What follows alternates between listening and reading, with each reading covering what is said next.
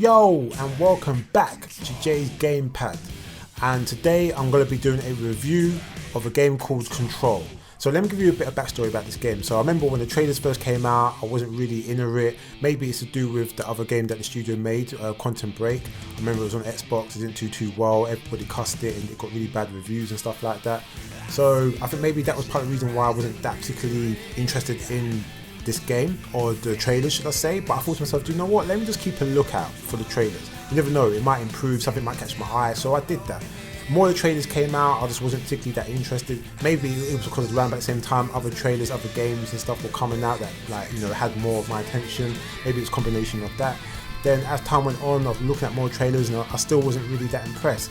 Then lo and behold, the game came out. Then it started getting really good reviews. So the same people that had the same opinions as me before the game dropped changed, and they were saying that it was really good. The game was like a sleeping giant. It was an amazing game and stuff like that. Then eventually a few of my friends came to me and they was like, Jay, this game is really good. You should play it. You should try it. You should get it. It's really good. So I was thinking to myself, is this game really that good?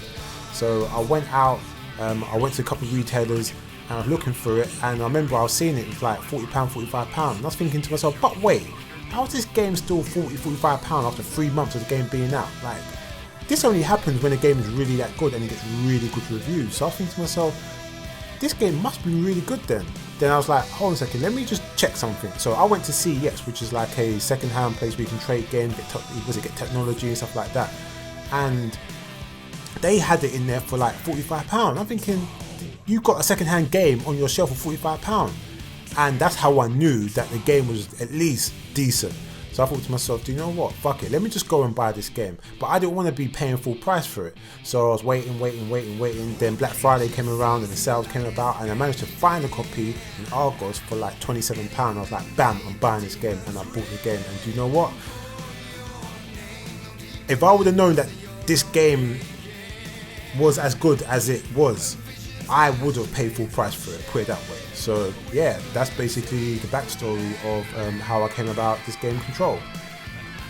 Yeah, man, so Control was a sick game, man. I'm gonna say it from the jump. Control was a fucking sick game.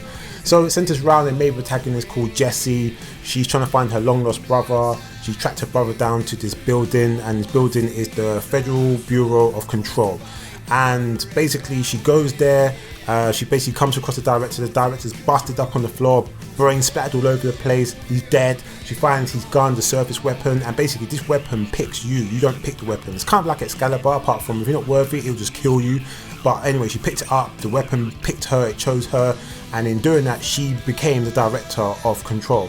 Now this weapon is sick, high level weapon. Like, I wish this weapon was even real. Like, this weapon morphs into 5 different forms. The first one is basically like the pistol, so it's like a normal handgun, yeah, like a revolver, sick. Then the second form is called Shatter, which is basically a shotgun. You need a shotgun for close encounters. Anyway, then you've got a third form, which is machine gun. You need that to spray up the enemies and stuff, like you're on the streets, like a drive-by, just blah blah blah blah, spray up. Then after you got the fourth form, which is called Pierce, which is basically a sniper weapon, like a sniper form. Then you've got the fifth one, which is like Charge. It's basically a rocket launcher. So this weapon morphs, it changes into 5 different forms, and this weapon like breathes, it's got like a life of its own. High level weapon, I wish I had that weapon. So in terms of when you're fighting and stuff like that, yeah, like with the weapons, it gives you a lot. You can just like switch and change like on the fly or whenever you like, and you got these mods as well where you can use them to modify the weapon to make it more powerful, to raise certain aspects of the weapon depending on what enemies you're fighting, because different enemies take different damage. They're weaker and stronger to other elements and other types of specs and stuff like that. So it just depends on who you're fighting, really. So yeah, and also like Jessie, she's got like this entity called Polaris that she like had like obtained or fused with her from when she was young. And from when she finds these items of power, she kind of get these abilities. So basically, she has like these powers and abilities, like Esper abilities. So the first one that you get is like launch, it's like telekinesis. So she can pick up things like rocks and stuff, dash it at people, and what's it doing after? She can create shields as well. So she can pick up like rocks and stuff and create shields and blast them at them and stuff like that. Then she's got like evade, which is like dodging / flash step. Really, she's flash stepping all over the place. You know what I'm saying? And after, she's got like enhanced melee and I mean smash attacks and hand to hand. So when she's going up to enemies and she's like basically palming them, she's basically giving them like the force palm and stuff. And she can basically like levitate and fly and crash down and smash down on enemies. And she's got another ability called Seize as well, where you basically just mind controlling people, taking over their mind and making them switch on like on their enemies and stuff. And it's sick, isn't it? It's fucking sick. So the point I'm trying to make here, that like the in-depth way you can play this game is just sick, innit? With the weapons, with the abilities that she's got. She's basically like a high level Esper, isn't it? But she's just got this high level weapon, and it's just really fun. And you come across all these different types of enemies and stuff, and that's what makes it fun. Because like I said before, because the enemies are different, the abilities you got and weapons you got makes you like become really good and adapt to the way that you're fighting. So yeah, man, you know what I'm saying? Like the gameplay is just fucking sick. The character's sick, you know what I'm saying? So yeah, man. Graphically, this game looks phenomenal. Like, I'm gonna say it, this game looks really good, way better than it looked in the trailers, put it that way.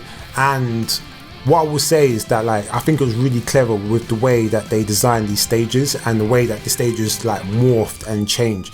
And I think it was kind of like not easy, but I think what allowed the developers to have that creative aspect is because of the supernatural. Like this building is in a crossroad between dimensions and parallel universes. So therefore, like this building is infected to that. So from the outside, it looks like a normal building, but when you're inside, it is way bigger than what it looks on the outside. And it's like a gateway to different dimensions and stuff like that. So because of that, it gave the developers that creativity to, you know, really get creative with the stages, and even with the way the stages morph and change. I just really like that. You know, like with most federal buildings, it looks all like boring, grey, very clean, you know, have that very like important look, and it does have that look. But the more you play into the game, the more you advance into the story, and the more they go to different stages, it's like different worlds within worlds. Really, really clever, really, really good. You know, and it just made you always want to like continuously to play, to find out like, you know, like the story, what's gonna happen next, what stages it's gonna take you to, and what events you're gonna see. Yeah, man, like really, really good. And even when you come across like the enemies and stuff like that, you know, different stages, like they're almost part of the stage in a way, which is like really good. It's like they're unique to their own stage in a way, to like the stage you're playing on. And also like the bosses as well, like the bosses are quite good in the game. The only thing I would say is that some of the bosses don't feel like bosses, they just feel like really strong enemies that you come across. Or maybe it's just a combination of like when you first fight them or come across them, they are really strong and they do feel like bosses, but as you become really stronger and you come across them later on, you just beat them really easy because you're just really strong. You got the weapons, you got the abilities, you got the powers in it. So therefore you can deal with them and you can manage them. So therefore you just use their weakness and strength against them. So maybe it was just that, but I personally felt like you had like side stories and stuff like that, and when you did the side stories, like the bosses in the side stories felt like proper bosses to me. If you ask me, I almost feel like that they should have been like more incorporated into the main story. But nevertheless, the game was still good, and there's so much stuff to do in this game. There's so much stuff to fucking do in this game. I had so much fun. Yeah, I didn't even realize that by the time I actually finished the story mode and I finished the game, I was like over 80% in terms of like trophies. And I have this thing within myself that, like, you know, if I get over 8% trophies just playing the game normally, then I'll go for the platinum trophy. And you know what? I got the platinum trophy. That's how much fun I had with this game. That's how much I love this game. That's how much I enjoyed this game. So yeah, man, you know what I mean? Like graphically, the game was really good. The music and stuff, and the soundtrack, like, you know what I mean, and the score, like I thought like the ambient sound and ambient noise were really, really good. But like I downloaded the soundtrack, I got the soundtrack and stuff, and there wasn't really any tunes that I particularly liked, apart from like one called Control, where it's like this rock tune and stuff like that, and like that's sick, isn't it?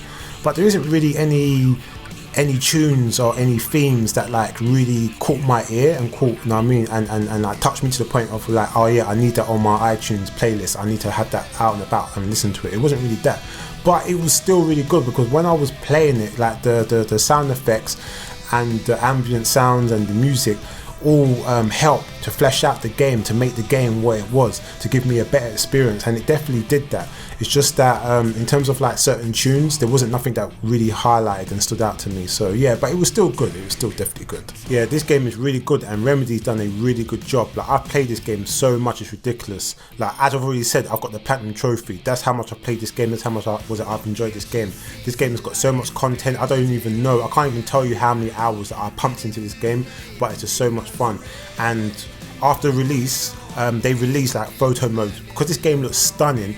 Like, you have to have photo mode. I don't understand why this game didn't have it when it came out, but they must have heard the fans, or they probably planned it. But either way, they dropped photo mode. Then they dropped an expansion called was it the Expedition, which is basically Bloody Palace. So anybody that's played Devil May Cry, you know what Bloody Palace means. That's basically what the expansion is. Well, Expeditions is just fucking amazing, you know. And in the future, we're getting 2 DLCs. One's coming out this month, can't wait. So we're getting 2 DLCs, which got to be story based. So there's multiple reasons for you to go back and play this game, multiple reasons. So yeah, this game is really good. The only thing I will say is that the ending was a little bit underwhelming, maybe. You know, I felt like it was good, but it just wasn't what I was expecting. So maybe they just like subverted my expectations, maybe. But it was still good. You know what I mean? But like I said, maybe with the DLCs and stuff like that, maybe that will change my outlook of the ending and stuff like that, or the whole game in general. But I thought the whole game was godlike anyway. Amazing game. Remedy's done a fucking good job. And yeah, man, you know what I'm saying? Like, there's just so much reason to keep on playing this game and to replay this game. So yeah, man, they've done a good job. Yo, so it's time for my final score, and you know what, I ain't even gonna fuck around. It's a straight 9 out of 10. This game is that good. 9 out of fucking 10, with a strong ass recommendation of buying it and keeping it. The game is that good.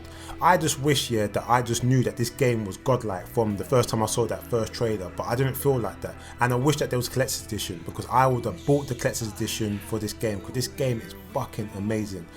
Yeah, so if you haven't played this game, go out and buy it. You will not regret it. It's a really good game. It's still relatively expensive, so what I will say is that either wait for a sale or look for deals for certain websites, maybe like shop2net, base.com, maybe Amazon or eBay or somewhere. You know, try to pick up a copy, or even if you buy it second hand, it's well worth it. This is a really good game. I had so much fun with it. And you know what, it's probably, from what I've heard, it's probably like Remedy's, like one of Remedy's best games other than Alan Wake. It's really that good. So yeah, man, so that's my review of Control. I hope you enjoyed, and I will speak to everybody soon.